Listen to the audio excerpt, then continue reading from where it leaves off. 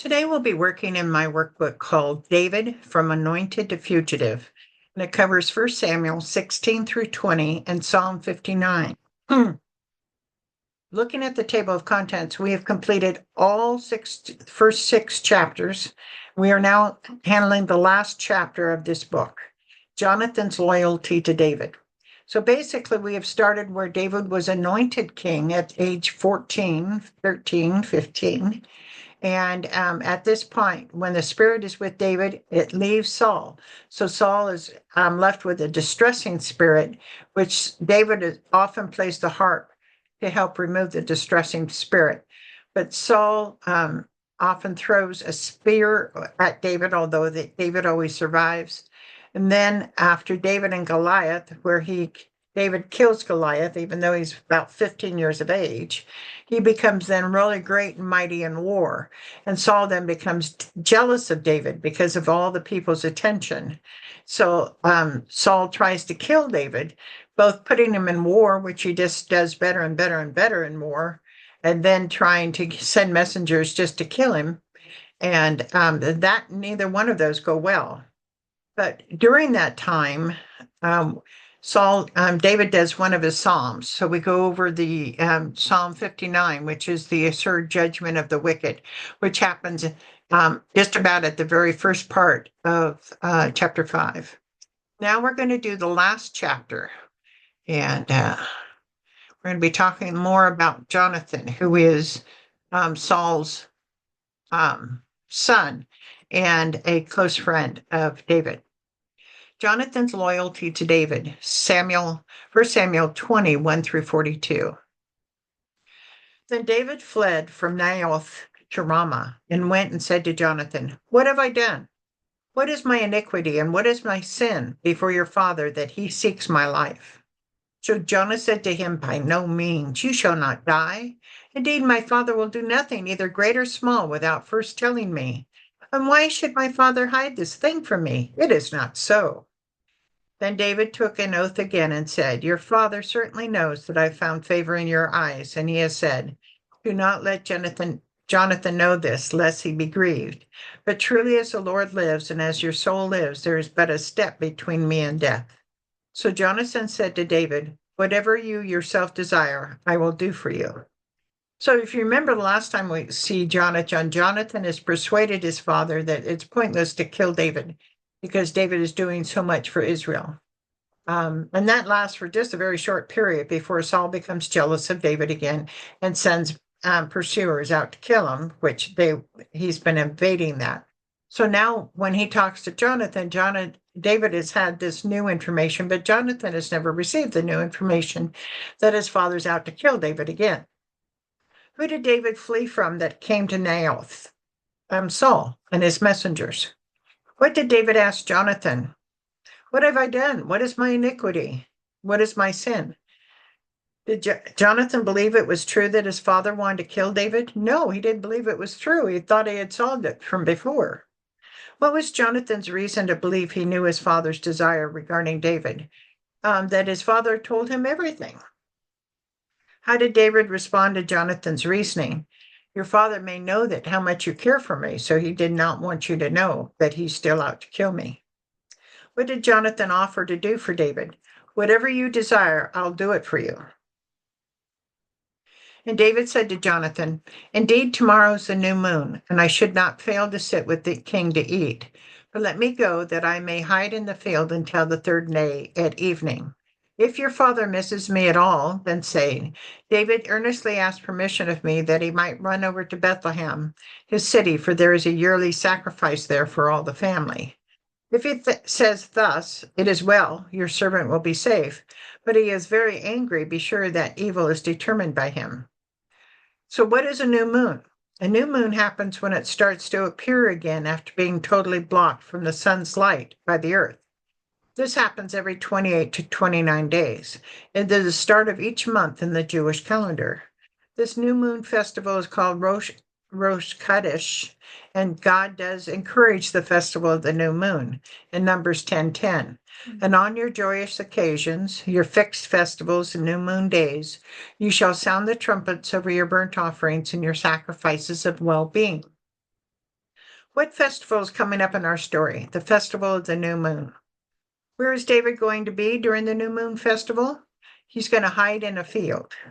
How many days was he going to stay in the field? 3 days. What did he want Jonathan to tell King Saul if he missed him at dinner? That he was going to go over to Bethlehem and be yearly sacrifice with his family. David said that the two possible reactions of King Saul would tell the truth. What would each reaction tell? Saul's response, "It is well," would mean that David is safe. And if Saul gets angry, then this would mean that evil is determined and David is not safe. And therefore you shall deal kindly with your servant, for you have brought your servant into a covenant of the Lord with you. Nevertheless, if there is iniquity in me, kill me yourself. For why should you bring me to your father? But Jonathan said, Far be it from you, for if I knew certainly that evil was determined by my father to come upon you, then would I not tell you? Then David said to Jonathan, Who will tell me, or what, if your father answers you roughly? David makes a statement that Jonathan would deal kindly with David because of what? They have made a covenant of the Lord between them. Remember, there was a pact that they made between them. If you recall, this covenant was made right after David killed Goliath, when David was 15 and Jonathan was 25, in 1 Samuel 18, 1 through 3. In David, Jonathan saw a kindred spirit. Like David, Jonathan had battled without fear, knowing God was with him. 1 Samuel 14, if you remember. Like David, Jonathan had a strong faith in God. Therefore, this covenant was a covenant of two warriors who had and have God on their side in a world where faith in God was unusual. If Jonathan did see iniquity or evil in David, what did David ask Jonathan to do? To kill him right there, so they didn't have to suffer anymore. As we can see here, and also in Psalm 59, written after he escaped from his house to avoid being killed by Saul's messengers, David has lost his confidence in what God has planned for his life. What of the following do you think David should remember when he starts to worry? Samuel anointed him as future king. Absolutely. Saul could not be wrong. God gave him success in every battle. Absolutely. God wouldn't do that if he wasn't blessed. Saul the king and his father-in-law wants to kill him. Well, you certainly don't keep that in mind when you're wanting to stop worrying. God gave him people who believed in him, Jonathan, Samuel, and Michael. That's true, as far as God's confidence in him. And Jonathan said to David, Come, let us go out into the field. So both of them went out into the field. Then Jonathan said to David, The Lord God of Israel's witness, when I have sounded out my father sometime tomorrow or the third day, and indeed there is good toward David, and I don't send to you and tell you, may the Lord do so and much more to Jonathan. But if it pleases my father to do you evil, then I will report it to you and send you away, that you may go in safety. The Lord be with you as he has been with my father. This is the same field that David will later hide in. Where did Jonathan and David go to make this vow? Into a field. Who is witness to this vow that Jonathan is going to make to David? God. How many days maximum will it take for Jonathan to sound out his father? 2 to 3 days. If indeed if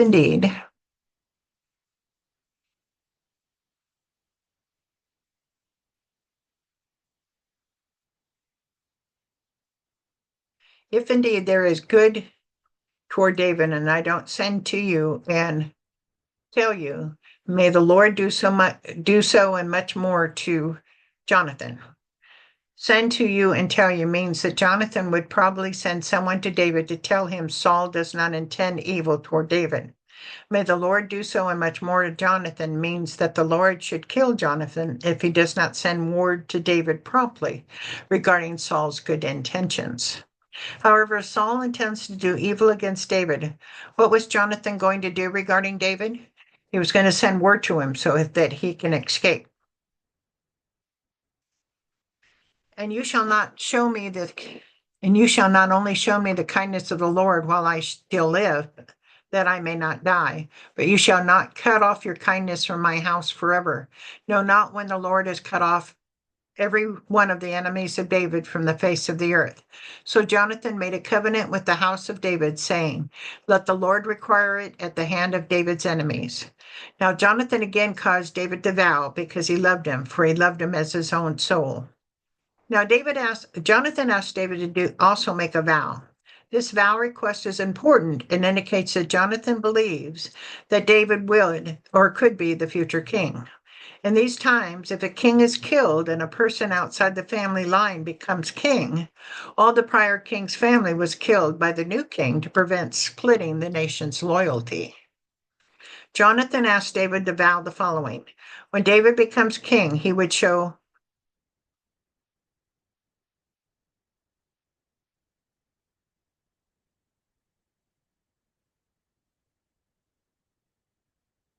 he would show Jonathan kindness by not having him killed. David would also show Jonathan kindness by not having anyone of his family killed. What normally happens to a prior king's family if a person not related to the prior king becomes the new king? All the prior family is killed off. Then Jonathan said to David, Tomorrow is a new moon, and you will be missed, because your seat will be empty. When you have stayed 3 days, go down quickly and come to the place where you hid on the day of the deed, and remain by the stone Ezel. Then I will shoot 3 arrows to the side as though I shot at a target, and there I will send a lad saying, Go, find the arrows. If I expressly say to the lad, Look, the arrows are on this side of you, get them and come, then as the Lord lives, there is safety for you and no harm.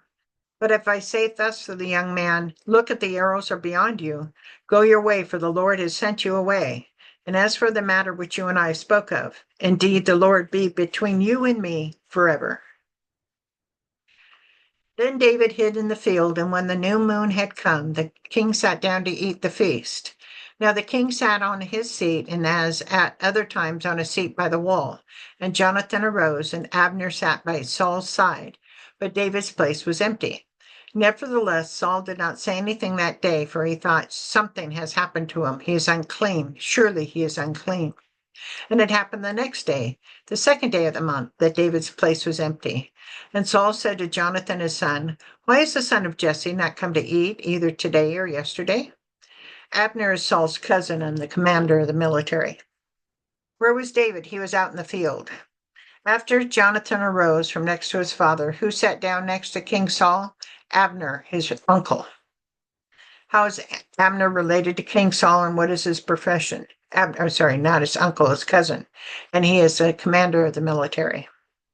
Was there anyone on David's seat? No, the seat was vacated. Which day of the feast did Saul finally ask about David's whereabouts? The second day of the feast, or second day of the month. So Jonathan answered Saul, Dave earnestly asked permission of me to go to Bethlehem. And he said, Please let me go, for our family has a sacrifice in the city, and my brother has commanded me to be there. And now if I found favor in your eyes, please let me get away and see my brothers. Therefore he has not come to the king's table. Let's detail all that Jonathan told his father about David's absence. David asked permission to go to Bethlehem. His family is having a sacrifice. David's brother commanded him to be at the family sacrifice. Remember, all of David's brothers are older than he is. Did Jonathan indicate that he gave David permission to go? Yes, he was asked, and it gives the indication that Jonathan gave him permission. Then Saul's anger was aroused against Jonathan, and he said to him, You son of a perverse, rebellious woman, do I not know that you have chosen the son of Jesse to your own shame and to the shame of your mother's nakedness? For as long as the son of Jesse lives on the earth, you shall not be established, nor your kingdom. Now therefore send and bring him to me, for he shall surely die. And Jonathan answered Saul his father and said to him, Why should he be killed? What has he done? Then Saul cast a spear at him to kill him, by which Jonathan knew that it was determined by his father to kill David. Did King Saul get angry or say it as well? He got angry. For as long as the son of Jesse lives on the on the earth. You shall not be established, nor your kingdom. Now we can be sure that both King Saul and Jonathan know of David's anointing to be the future king. Did Jonathan agree that David should die? No, he doesn't. What did King Saul throw at Jonathan, his own son? A spear. By King Saul throwing the spear at Jonathan, Jonathan then knew that King Saul was sincere about killing David. So Jonathan arose from the table in fierce anger and ate no food the second day of the month, for he was grieved for David, because his father had treated him shamefully. And so it was in the morning that Jonathan went out into the field at the time appointed with David, and a little lad was with him. Then he said to the lad, Now run, find the arrows which I shoot. As the lad ran, he shot an arrow beyond him. When the lad had come to the place where the arrow was, which Jonathan had shot, Jonathan cried out after the lad and said, Is it not the arrow beyond you? Then Jonathan cried out after the lad, Make haste, hurry, do not delay. Was it in the morning of the first, second, or third day of the festival that Jonathan went into the field? It was the third day of the festival. What was the lad that was with Jonathan going to do for Jonathan? Retrieve his arrows. Remember completely what Jonathan was going to say to the lad if the David is in danger. He was going to say,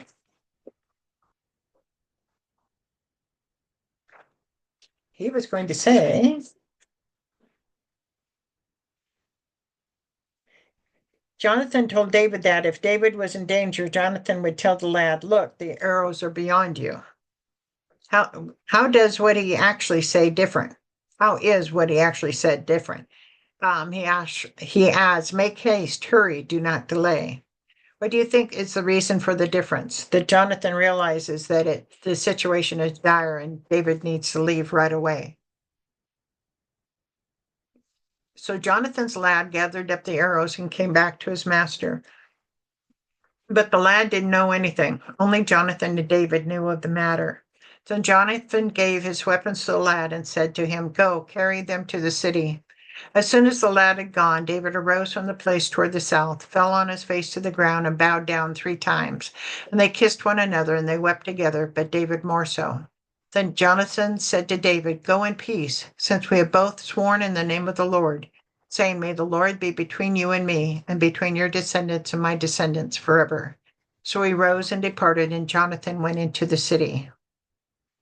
And that's the last of this book. And I have not done any more books in Samuel. So it'll be a while before I write another book from First Samuel and Second Samuel. So this is the end of Samuel and the end of this book. So I hope you had a good time. Thank you.